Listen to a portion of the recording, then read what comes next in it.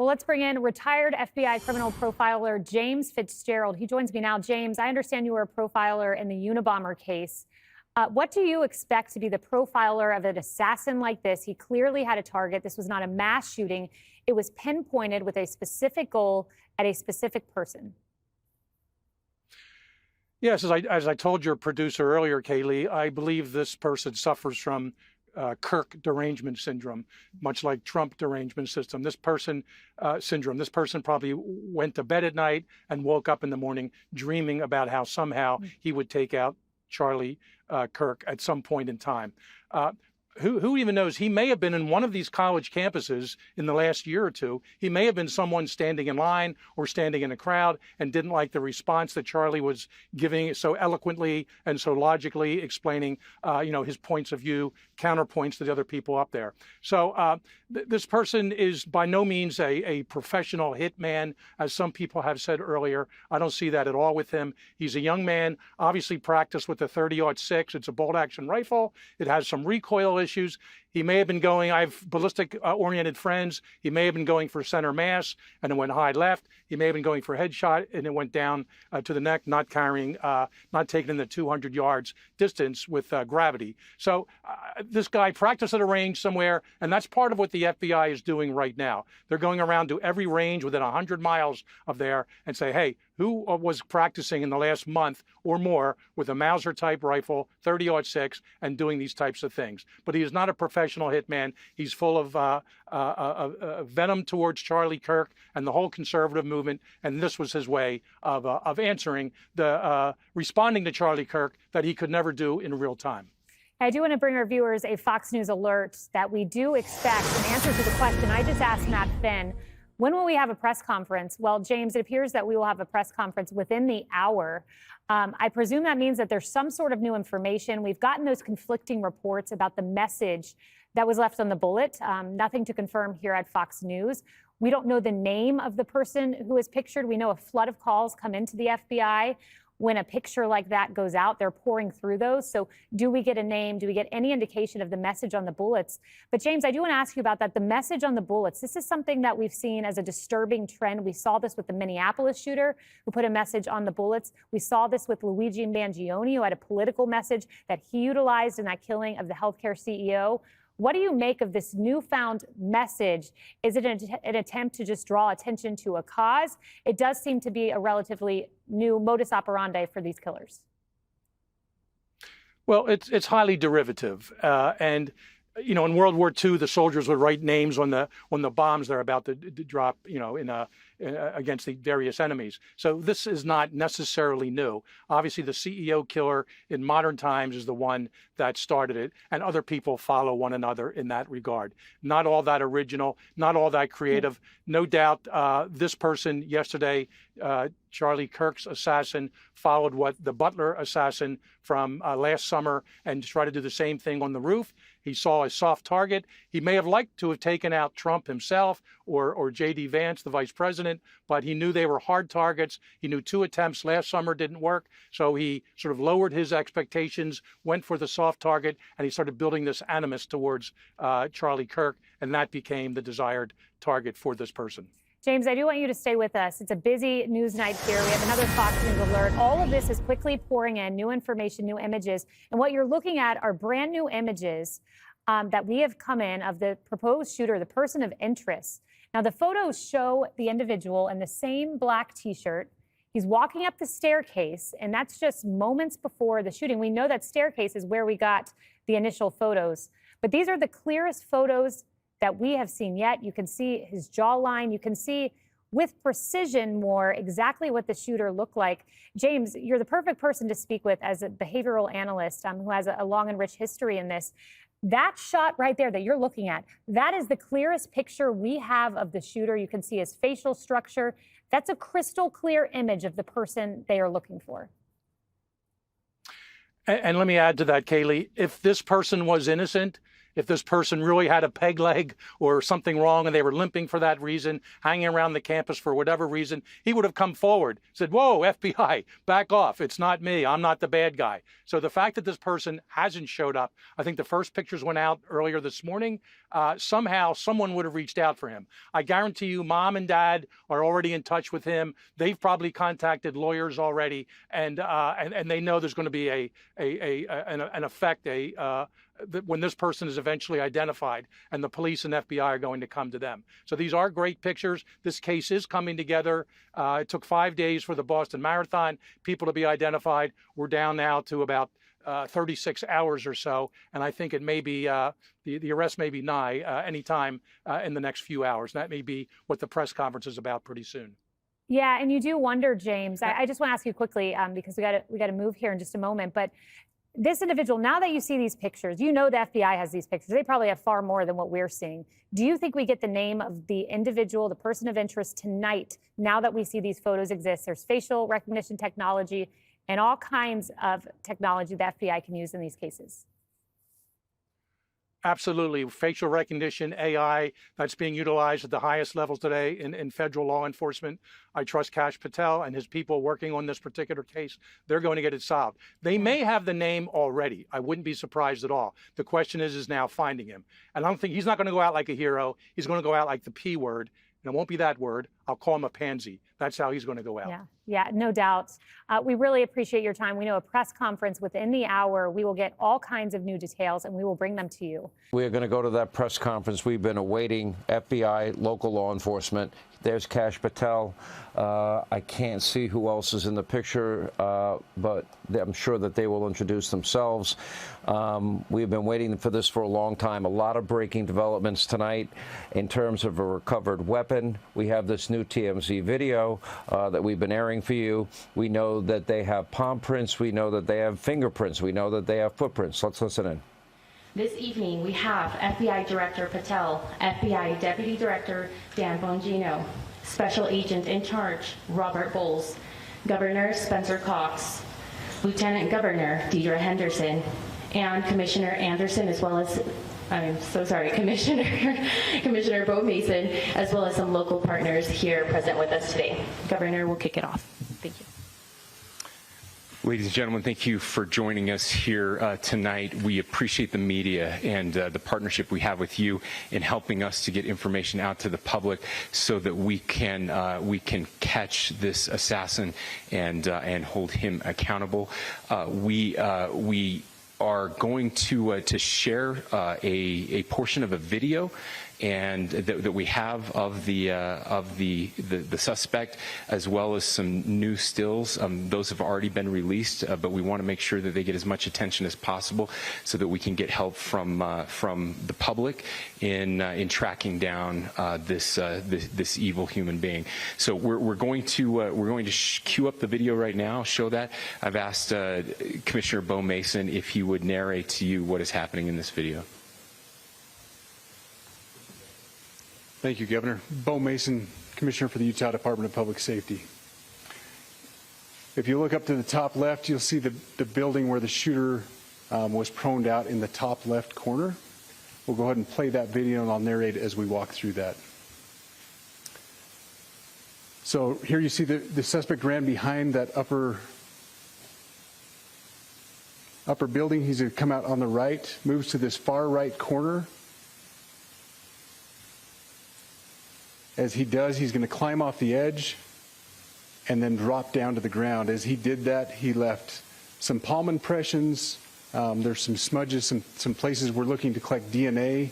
There's a shoe imprint where we believe the suspect is clearly identified as wearing Converse tennis shoes. Again, we'll replay that again so you can get another view of that. It's important to note his black T-shirt, his black pants, and there appears to be some white on the soles of those Converse tennis shoes. Those are all identifiable items that we're looking for. In the stills that are going to follow this, you're going to see a very distinctive T-shirt with an American flag and appears to have an eagle on it. There's also a baseball cap with a triangle on it and a pair of sunglasses. All distinctive, all things that we would ask the public to look for and try to identify if they know someone who has those items, who has been seen wearing those items. We're looking for all that information. Here you see the suspect after dropping off the building. He moved around across this grassy area, around the parking lot. We're going to pan to the right.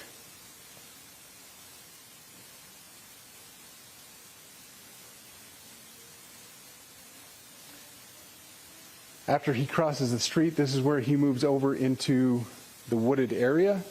This is the video evidence that we utilize to track his movements and to locate that firearm in that wooded area following the discovery of this evidence. Good. You want to go to the stills? So here's the still photographs I mentioned. These have been enhanced. So these are slightly different than what we introduced earlier. Please pay close attention to the T-shirt. Like I said, very distinctive with that American flag and that eagle.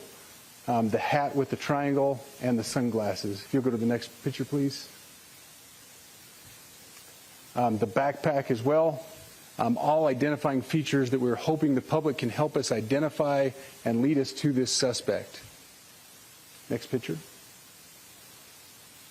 And again, there's a better picture of the hat with that triangle logo, and again, the T-shirt. Blue jeans, and you get a good look at those Converse tennis shoes as well. We have pushed these out. We'll continue to push these out, and we just ask for the public's cooperation through the public. The tips that have been coming in are what are giving us our next leads and enabling us to continue to further this investigation. We've had great cooperation from the public, and we're continuing to ask for that as we move forward. Thank you, and I'll turn the time back over to Governor Cox. Thank you so much, Commissioner Mason. I want to thank Director Patel and his team. It's great to have them on the ground with us tonight. We've had several briefings, and he's had an opportunity to walk the crime scene. We appreciate our local law enforcement here. Again, we have working hand in hand with the state and with the FBI as we move forward with this investigation. Now, I'll just give you a little warning. We will not be taking any questions at this time. We're giving you the latest information we have, being as transparent with everything that we have. But I do want to share a couple things that I think are important. We cannot do our job without the public's help right now. The public has answered our call for action. So far, we've received more than 7,000 leads and tips. I would just note that the FBI hasn't received this many digital media tips from the public since the Boston Marathon bombing.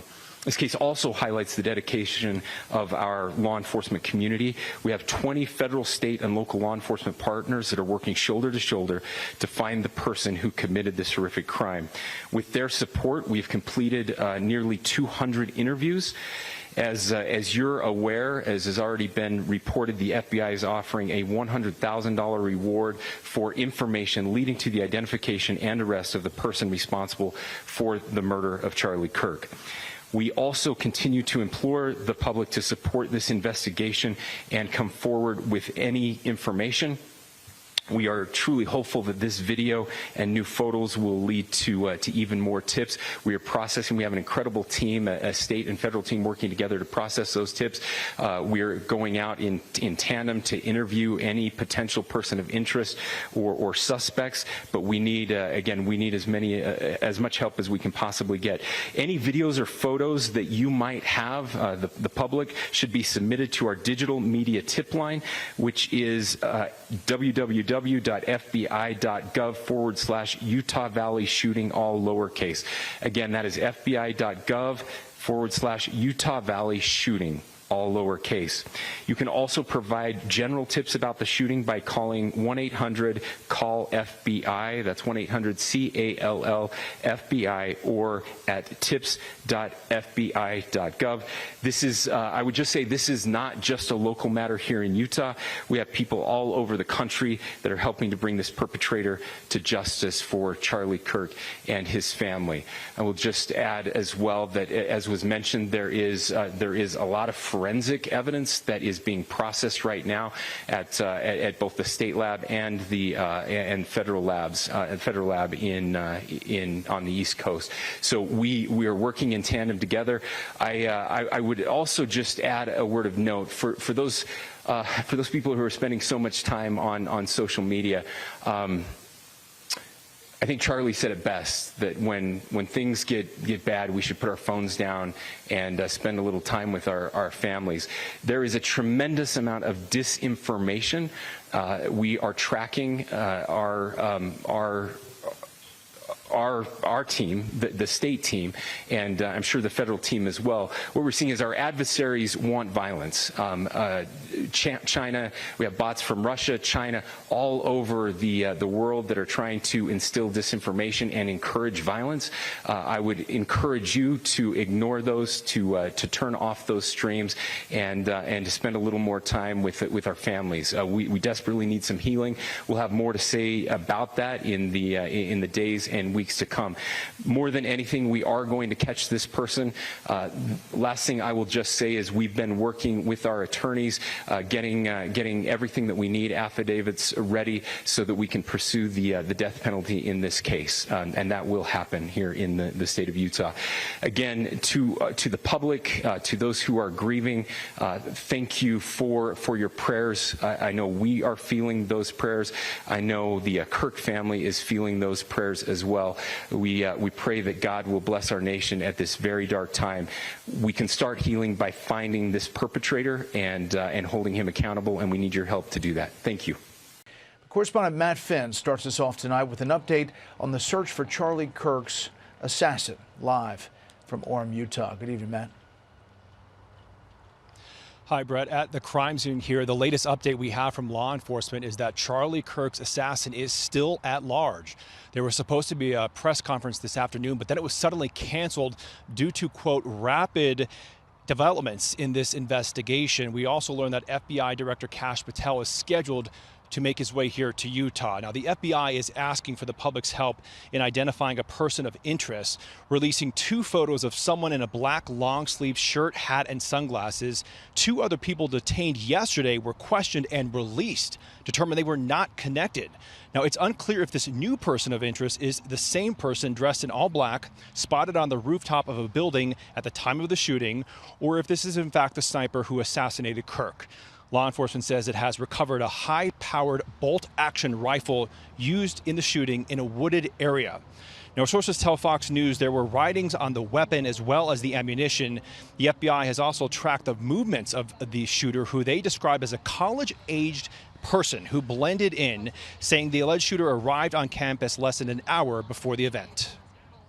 We have tracked his movements onto the campus, through the stairwells, up to the roof, across the roof to a shooting location. Investigators have also collected footwear impression, a palm print, and forearm imprints for analysis. After the shooting, authorities say the assassin jumped off the roof, ran off campus and into a nearby neighborhood. The FBI tells us it has now received more than 200 tips and is following up on all leads. It is also offering a $100,000 reward for information leading to the arrest of the Charlie Kirk assassin. We'll keep you updated from here on the ground. Brett. Matt Finn, live in Utah. We'll head back for breaking news. Matt, thanks. All right, former FBI investigator Bill Daley also with us. Bill, what are you thinking based on the information that we have gleaned at this point, with the idea that more to come in the hour ahead? Mm-hmm. Well, John, first of all, this is a person that somebody knows. They either related to him, they've gone to school with him, they work with him, he lives down the hall, he lives down the street. So I certainly implore people to call 1-800 call FBI with any leads they may have when they look at this picture. I could also tell you, as this case is coming together, we're seeing, these images. We have now apparently some palm prints. We have some arm prints that have been perhaps taken off the roof. We have a gun that may or may not hold any DNA or fingerprints themselves. So the case is coming together fairly quickly. The question would be, where is this individual? As they look for him, once they get the name and once they get perhaps even more concrete or clearer pictures, they can send across for Ebola, be on the lookout to all police agencies. The question would be, how far did he get in the past almost 24 hours? So, I mean, I'm thinking this is just a monumental task, but there are really experienced, smart people that are leading this manhunt and this investigation right now. And you think about the vast space that they have to deal with here. You have the immediate campus, right? The wooded areas, the neighborhoods surrounding it. But then as we were just going through the maps with Joe Cardinale earlier, there's close proximity to an airport, to a train station, easy access to the highways, waterways. I mean, there's a million different ways that this person could have gotten away and gone really far, really fast. Absolutely. And if we kind of harken back to what's going on now down in Florida with the trial of this guy, Ruth, who is alleged alleged attempted assassin of Donald Trump, is that he was caught some 50 miles away when he was identified, or the vehicle he was in identified fairly quickly. So we just don't know how far away this person may have gotten. And I think once they have all that concrete information with regard to name, clear pictures, I think it will certainly help identify where he may be, and more people can have eyes and ears looking for him. You know, this is certainly something the FBI does very well. The FBI does a very great job in investigating these crime scenes and working with local agencies and pulling it together. As you could imagine, we now have several crime scenes that need to be looked at, and all that information needs to be gathered, not just to find this individual who's responsible, but also later on for prosecution. As we've seen in other cases where later on the defense attorneys make motions to dismiss certain amount of evidence because it wasn't gathered properly, or there wasn't a chain of custody, or it wasn't, examined by authorities or people who had the expertise to. So they had to be very careful in pulling this together, and that is something that the FBI can work with the state and local agencies in doing quite well. Not only do you have transportation readily available, but just on the other side of Orem, you've got the Wasatch Range of mountains. And as we saw after the Atlanta bombing back in 1996, Eric Rudolph eluded capture for a number of years. It's possible that this person could have fled into the wilderness as opposed to into the urban areas. You're certainly right, John, and that's something I'm sure they're looking at it. They have these now impressions, apparently, of some footwear that he had.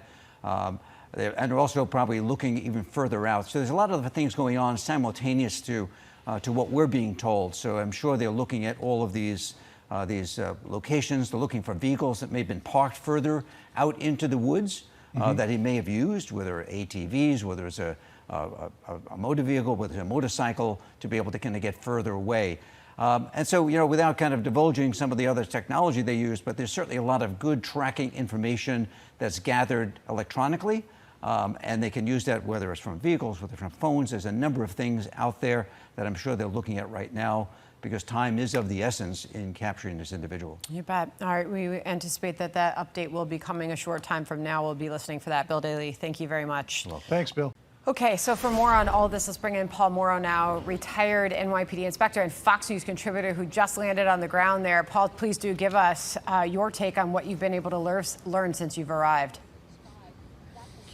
So right now it seems like this is going the way we were talking about last night on the air, which is that they tracked the video likely all the way to the point that maybe even they have the perpetrator leaving campus. At that point, it goes a little bit darker. That's why they were out canvassing last night. That reporting was accurate. They were out looking around in the neighborhood late into the night, asking people, did you see anybody in the backyard? That's undoubtedly how they got the gun. My question right now is the following. If, in fact, that is where the shooter goes dark, did he have a means of egress at that point? In other words, a bike, a motorcycle, a car, something like that to get him out of the vicinity, because that makes things a lot harder. The other thing I would mention is, let's just be cautious about the photo that they released. Number one, we've had a couple of false leads already, which is fine. That's how cases go. No pejorative there. But let's see what comes back on this thing, because that could be a photo from some time previous. If you're going to do this kind of thing, and you're looking at video of somebody accessing that roof, and that's undoubtedly not the first time this person's been on the roof. They're not going to leave that to chance. Well, then this could be video from, let's say, a week before the event, which makes it a little bit softer as far as accuracy. So we have to just wait to see what they do here. I'd like to see video as opposed to a still, because a walk can be very, very dispositive. And if nobody recognizes him now, well, they'll recognize the walk. Well, apparently they do have video that they're holding right now. They're not releasing it, that they did release these photos. But what you said right there, Paul, brings up a point that Jonathan Hunt was making to me, our senior correspondent, in a conversation that he and I were having. And that is that in those photos, this person of interest appears to be carrying a backpack. But Jonathan Hunt makes the point that probably even broken down for cleaning, would a .30-06 hunting rifle fit into that backpack? And does this speak to the idea that maybe the weapon had been pre-positioned, that this was really thought out over time and not just on the day. Yeah, I think that's a salient point. You know, the received wisdom a little bit upon the discovery of the screwdriver was that it was used for breaking down the rifle and then getting out of there, or bringing it broken down and assembling it on the roof. That leaves a lot of vulnerability. I mean, for all we know, the screwdriver was used to jimmy the lock to get up onto the roof. So, you know, we do have to be a little bit cautious about our leaps here in logic, but certainly a possibility. You could have had it secreted there without question. So we do know that the person left the campus holding the rifle because they have it. By now they will have matched it to the round that unfortunately took Charlie's life. So they know they got the gun, and they're saying that. So I think we can lean on that heavily. So there's likely images of him leaving with that gun, which tells me that probably images of him coming in. That doesn't mean, though, that that's the image we have. They probably looked at their universe of images and said, release the best one we have. So that might not be the suspect on the way in. That's what you do. You release the best thing you have in hopes that somebody makes a recognition. I mean, we hope that they're getting as many phone calls as possible based on what they provided. And we do know, Paul, that we're getting this update. It just got pushed back a little bit, but we still expect within the next hour or so that there will be a press conference. And perhaps it getting pushed back means that they're getting new information. Undoubtedly. I mean, look, they're getting a ton of leads on this, and now that this image has come out and they've been pushing out the phone numbers to call, undoubtedly people are calling in. So a lot of them are going to be false, as we all know, but they're hoping that one of them is accurate, and they may very well right now even have a name. We don't know. So they're undoubtedly doing that. One point I would raise also, though, is the stuff about the palm print. I don't know where that was left, but here's why that could be very important. If you got a palm print and it's good enough, you can pull DNA, and there's your confirmatory. And so then you have, you know, the hook, line, and sinker. You got both ends of this thing. And then I wouldn't be surprised if and when they get this person, you get a confession, because this is undoubtedly a political assassination. This is how people like this talk to the world. And I wouldn't be surprised that it's the perpetrator, him or herself, who ultimately tells us what really went on. This is how they talk to the world as opposed to how Charlie Kirk talked to the world, and that was through dialogue and debate. Different worlds altogether. Exactly. Paul, thanks so much. We'll let you gather some more information. Well, from reports and particularly our own correspondents, things are tightening around the man who they think is the assassin. They are trying to catch him for killing conservative icon Charlie Kirk at a college event in Utah yesterday. It's not still been 24 hours, and the FBI is moving quickly now with some details and evidence that they've picked up in the last hour or so. And it's revealing this morning that images of the shooter exist, and you can see those images on your screen right now. If anyone has any information on this person of interest, please contact the FBI. 1-800-CALL-FBI, and we'll get that up on all of our social platforms immediately. Authorities are saying they have been able to track the suspect's movements and have recovered the high-power rifle. Officials say they believe the shooter used in the attack. The FBI is confident it will be able to catch this person. Sources close to Fox News also confirm investigators are looking into what appears to be messages that are written both on the gun and the shell casings, recovered by authorities just in the last 35 minutes or so. Bill Maluzhin has that part of our story. The content of those messages, though, is still unclear. At least they have not revealed them to us in the wider media. This is Outnumbered. I'm Harris Faulkner, here with my co-hosts, Emily Campagno and Kayleigh McEnany. Also joining us today, Lara Trump, host of My View with Lara Trump, and Lawrence Jones, co-host of Fox and Friends. First, let's go to CB Cotton and get the very latest at Utah Valley University. CB. Hi, Harris. Well, multiple sources have told Fox News about the messages that appear to be left behind on both the ammunition and firearm recovered from the scene of Charlie Kirk's assassination. So far, the FBI, as you mentioned, has declined to comment on this, but what the agency is saying is that they've got lots of good video of the killer's path on this campus. We have tracked his movements onto the campus, through the stairwells, up to the roof, across the roof to a shooting location. We do have good video footage of this individual. We are not going to release that at this time. Agents say the shooter got on campus less than an hour before assassinating 31-year-old Charlie Kirk, who was visiting Utah Valley University in Orem, which is about an hour away from Salt Lake City. The FBI says the gunman blended in well on campus and appears to be college-aged. Agents say he wore all-black tactical gear as he fired off the fatal shot from about 200 yards away towards the stage, where Kirk had just started answering a question from someone in the crowd. After the shooting, the suspect ran off into a neighborhood, according to FBI agents who say they found a high-powered bolt-action rifle in a wooded area. Other clues were also left behind. Investigators have also collected footwear impression, a palm print, and forearm imprints for analysis. The FBI is also asking for anyone with photos or videos to please share those with the agency. And moments ago, the FBI also released a new photo saying this could be a person of interest in this case. I know our show producers are going to work diligently to share that image with our viewers. Harris, back over to you. Yeah, and we are putting up that image of the person of interest, CV, right now, and we will continue to do that. They are looking for the public's help now. They have obviously tightened their net around the suspect, and the public can be of immediate help just in cutting the timeline. They are going to get this guy. 800 call FBI, and the image that you want to keep, that we'll keep up on the screen as long as possible, is there too. We're also, and I'm kind of saying this to you, but also asking our team wider who's listening to flood our social media with this. All platforms are outnumbered right now as well. Lawrence, well, none of us slept last night, but you were up on the air earlier than anybody here on the couch.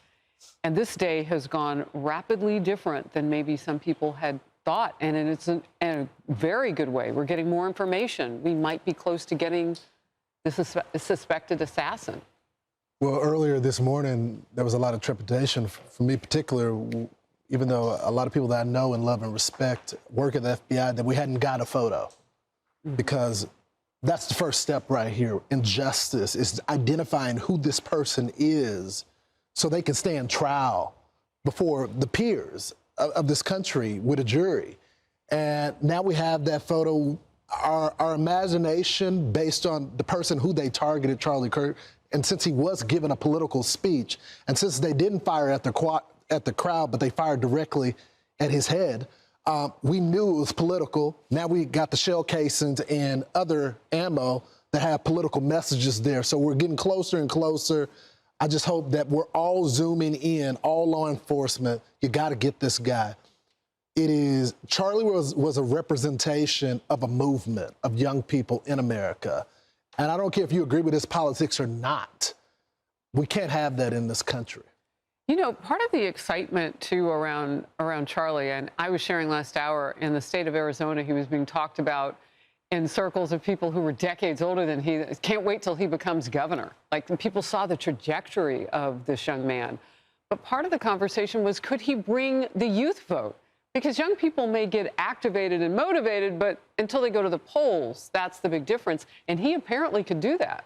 Yeah, he did do that. I'll tell you, as the former RNC co-chair, we worked very closely with Turning Point USA. What Charlie was able to do is really miraculous. When you think about the fact that he didn't finish college, he dropped out of college, yet his goal was to mobilize these students to really change the tenor on college campuses, and he was able to do that.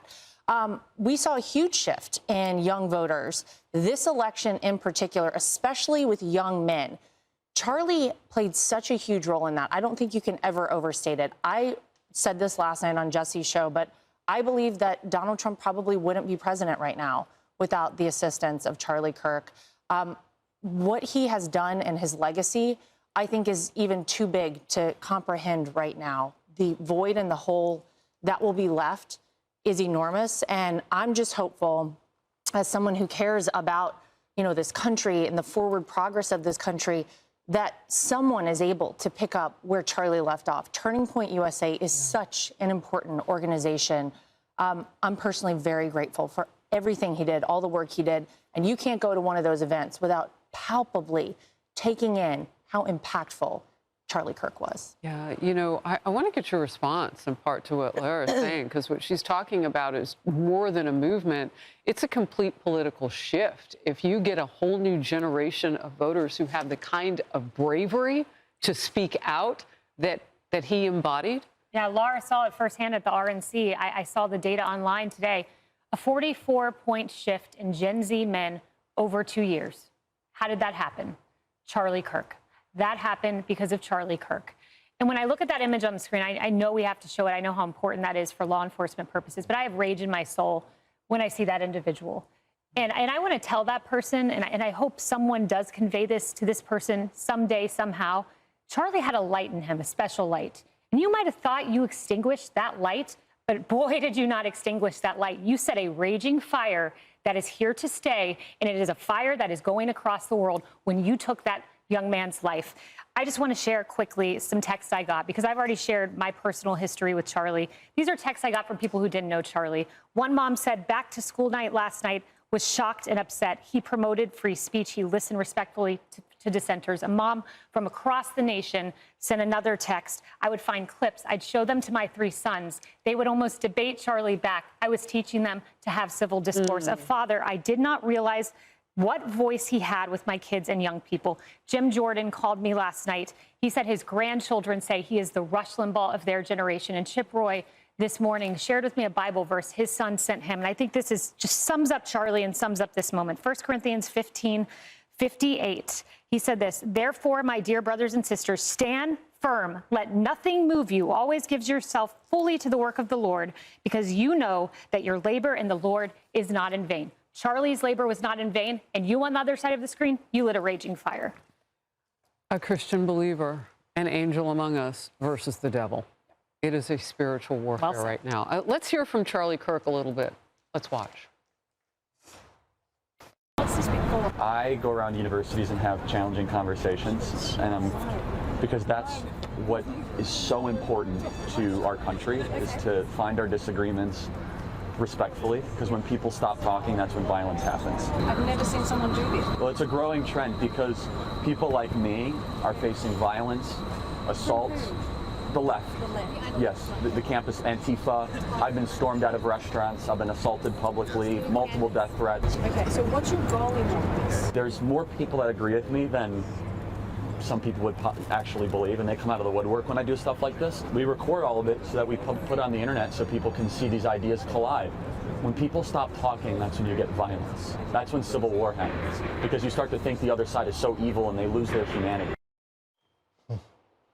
Such an incredible legacy that he himself said he wants to be remembered for his courage of faith. And that's all wrapped up with him unequivocally and at every opportunity advocating for peace and the civil discourse. 4 years ago, someone asked about if political violence was ever justified. And he said, it is incumbent upon us to exhaust all peaceful options. And there was a figure larger than life that represented so much, saying, I've got death threats, I've been assaulted in public. It is heartbreaking that there was a success to one of those measures. That bullet did not just take Charlie Kirk's life, it pierced a movement. And I thought the same thing, Laura. I wondered, in this huge void, in this larger-than-life shoes to fill, who will step up? And then I realized, but Charlie's legacy is empowering these millions of Americans that have been empowered with, charged with, and inspired by the concept that civil discourse and engaging, thoughtful listening and simply robust debate is the way to move forward, because we are all Americans at one time. And what breaks my heart in this moment is the loss for this nation, the trajectory he was on, and also that he did everything right. He did everything right, which was to espouse the benefits of peaceful, robust discourse. He was doing it all right. Even his fiercest critics applauded him for doing that, and yet he paid the ultimate price for it. Well, again, we need your help. The FBI is trying to identify the whereabouts of this person of interest. So please look at your screen right now. And again, we are putting this across all of our social platforms. So even during the commercial, check it out. Authorities say this guy is connected to the Charlie Kirk assassination. The FBI tip line now, 1-800-CALL-FBI. Tributes from both sides of the political aisle actually are coming in now for Charlie Kirk as we remember his impact across the globe. To all the Gen Zers watching this convention on TikTok right now, I have a message just for you. We're going to choose success.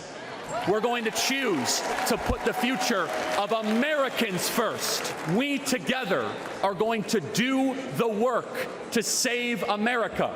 Let's bring in former FBI Special Agent Stuart Kaplan, a global security risk management expert and criminal defense attorney. Stuart, thank you so much for being with us. Your coverage has been very helpful throughout. So good to have you with us. Thank you, Martha. So tell us what you've learned this afternoon and why you think this is delayed and what rapid development says to you. Well, first of all, Martha, the assassination of Charlie Kirk is a textbook example of what domestic terrorism is all about. And the fact that it is domestic terrorism in this attempt to try to intimidate our way of life or coerce us to stand down or try to chill us from exercising our First Amendment rights does impact our national security. With that being said, the FBI has assets that they can deploy in these type of cases, not in routine criminal cases, for example, armed robberies, extortions, bank robberies, but in these type of national security cases, there is assets available that are classified. It is not if, it's just a matter of when. And so it is nearly impossible in this day and age to get away with committing this type of reprehensible act. What I believe you're seeing in the delay from the FBI's response is they have him located or pinned down, and it's just a matter of time where they're going to have him in custody or otherwise, but this is going to come to an end today. Well, a lot of people hope that this comes to an end with this individual alive. They want to see him tried in this case. They want to see justice in this case. I want to go back to what you just said, Stuart. You said because it's a domestic terrorism case, they have assets available to them that they wouldn't have in other cases. Can you give us any more about what those assets are? Well, I can tell you that there is technology out there that is deployed only in those matters that are national security concerns. And those may not be necessarily known to the general public, but they are kept secret. They're generally deployed in counter-espionage or spying cases or foreign espionage cases. And I can tell you, and again, if you look back historically in the last couple of weeks, last couple of months, the last couple of years, in these high-profile type of cases where people scratch their head, it has always come back down to technology that has been the front and center with respect to cracking these cases open, with quickly being able to identify an individual, generally through CCTV or some sort of digital footprint that can then be utilized and run through these assets to quickly identify who this person is. Yeah. Facial recognition, other things along those lines. We have, his body movements, they believe, on the top of this roof, also as he's walking in behind the other individual, and we can show those images again. I mean, it strikes me that anybody who knows this individual, Stuart, would recognize him from these images. He's got sunglasses on, but you're going to know if this is your son or your brother. And, do you think that they are reaching out to, if they do have an ID on him, that they're reaching out to family members, all of that in the mix right now?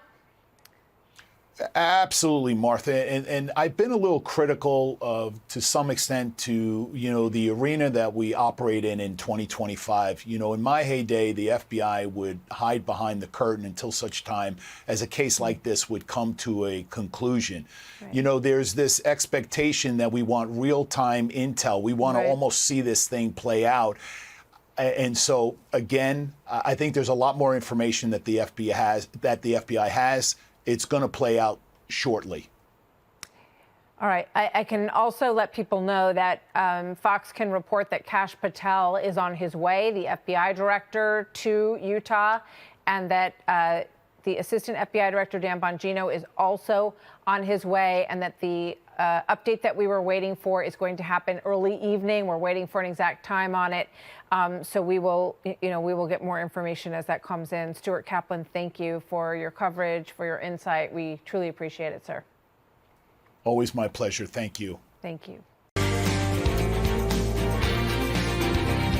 Hello, everyone. I'm Dana Perino, along with Katie Pavlich, Harold Ford Jr., Brian Kilmeade, and Greg Gutfeld. It's 5 o'clock in New York City, and this is The Five.